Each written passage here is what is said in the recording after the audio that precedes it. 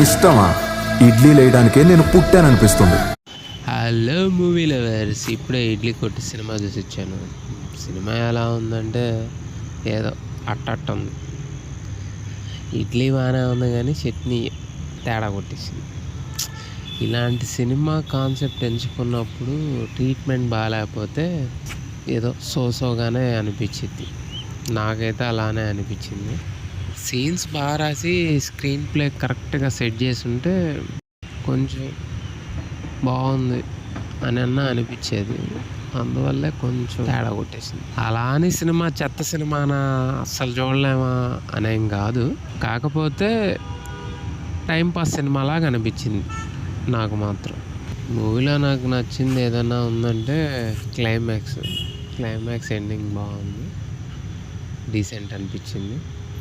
కానీ ఈ మూవీ తీసుకెళ్లే విధానం మాత్రం నాకు అస్సలు నచ్చలేదు. మీ ఇష్టం. ఇంకా చూడాలనుకుంటే ధనుష్ ఫ్యాన్స్ అయితే చూడండి, పర్లేదు అన్నట్టుగా ఉండిద్ది సినిమా.